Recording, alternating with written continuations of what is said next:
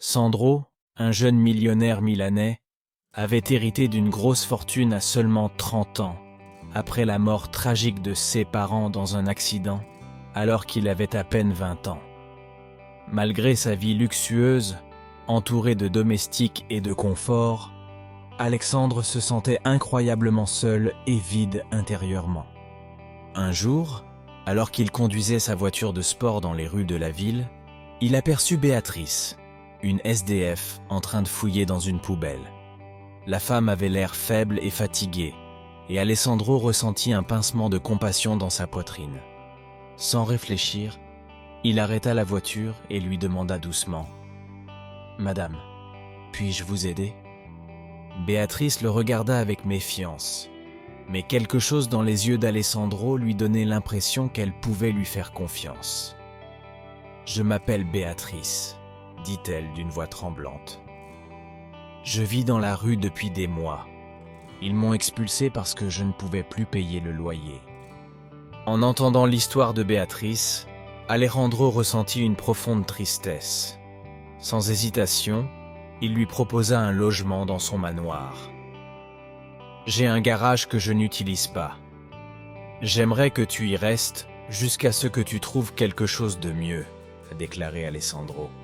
Les larmes aux yeux, Béatrice accepta l'offre et le suivit jusqu'à la villa. Les jours suivants, Alessandro et Béatrice commencèrent à mieux se connaître. Alessandro a découvert que Béatrice avait été une artiste talentueuse dans sa jeunesse, mais qu'elle a dû abandonner sa passion en raison des difficultés de la vie.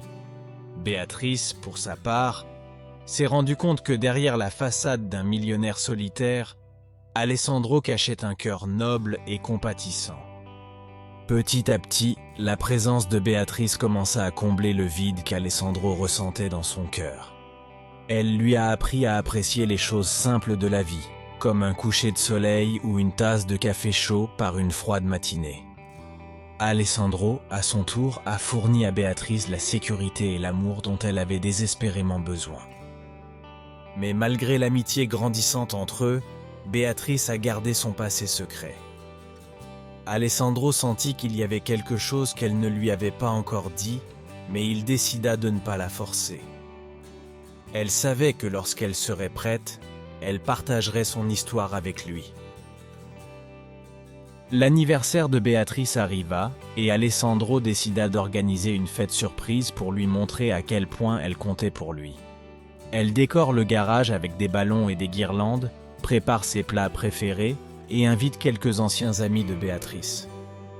Lorsque Béatrice a vu la fête, elle est restée sans voix et, les larmes aux yeux, elle a serré Alessandro dans ses bras, le remerciant pour tout.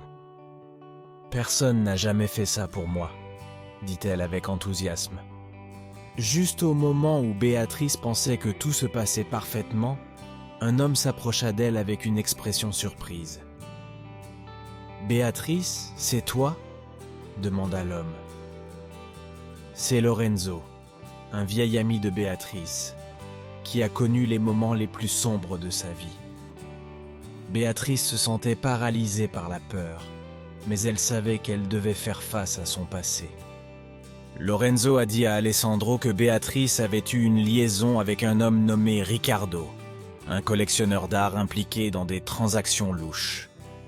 Lorsque Béatrice a découvert la vérité et a menacé de le dénoncer, Riccardo l'a brutalement battue, la forçant à fuir et à se cacher.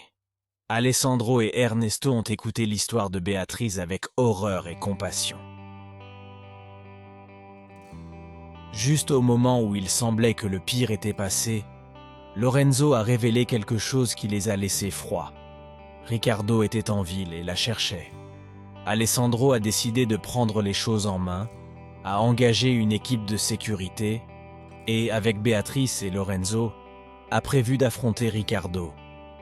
Lors d'une vente aux enchères d'œuvres d'art, Riccardo s'est approché de Béatrice avec des yeux pleins de colère et de mépris.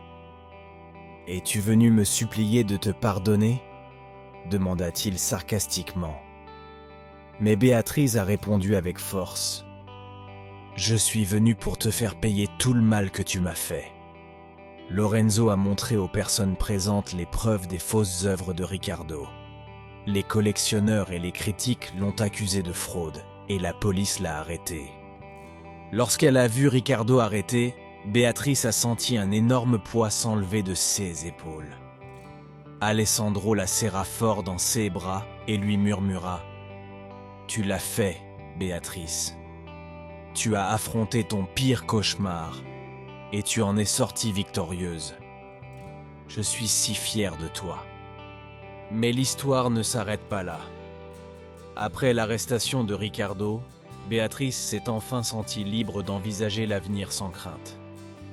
Ensemble, Alessandro et Béatrice ont commencé à rechercher la fille de Béatrice, qu'il avait perdue de vue des années auparavant. Après des semaines de recherche, ils l'ont retrouvée et ont organisé des retrouvailles émouvantes. Béatrice a découvert que sa fille Sofia vivait dans une petite ville à quelques heures de là. Alexandre et Béatrice se sont rendus à Sofia. Quand ils arrivèrent, le cœur de Béatrice battait à tout rompre. Comment Sofia aurait-elle réagi en la voyant après tant d'années? Lui pardonnerait-il de l'avoir abandonnée? Le cœur dans le poing, Béatrice a frappé à la porte de Sofia. Quelques secondes s'écoulèrent, qui parurent une éternité. Puis la porte s'ouvrit. Devant elle se trouvait une jeune femme qui la regardait avec des yeux incrédules. « Mère ?» demanda Sofia, la voix brisée par l'émotion.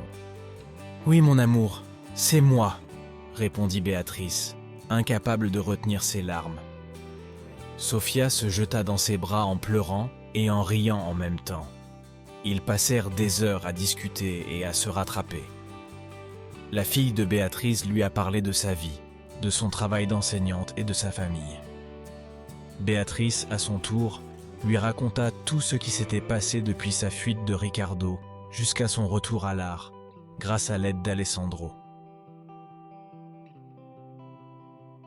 Ce fut un moment de guérison et de réconciliation pour tous deux. Après tant d'années de séparation, ils pourraient enfin redevenir une famille. Alessandro regardait tout depuis un coin, le sourire aux lèvres. Je savais que j'avais joué un rôle clé dans le rétablissement de Béatrice, et j'étais heureux d'avoir pu l'aider à trouver la paix dont elle avait désespérément besoin. Et là, je vous demande, avez-vous déjà fait une rencontre qui a changé votre vie? Partagez vos histoires dans les commentaires, je serai ravi de les lire. Après avoir retrouvé leur fille, Béatrice et Alessandro sont rentrés à la villa, le cœur plein de bonheur et d'espoir pour l'avenir.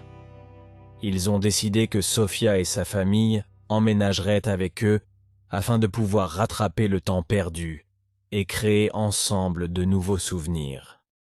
Alessandro était ravi d'avoir une famille encore plus nombreuse et s'est mis à tout préparer pour leur arrivée.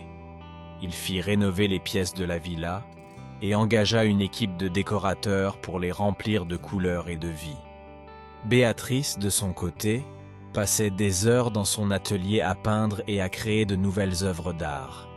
Maintenant qu'elle avait retrouvé sa fille et affronté son passé, elle se sentait plus libre que jamais de s'exprimer avec passion. Le village est devenu un centre de créativité et d'amour, un lieu où de nouveaux souvenirs se créent chaque jour et où nous regardons l'avenir avec espoir. Béatrice et Alessandro, unis par une rencontre fortuite, ont trouvé une famille et une nouvelle raison de vivre, prouvant que parfois, le destin peut réserver les plus belles surprises dans les moments les plus inattendus.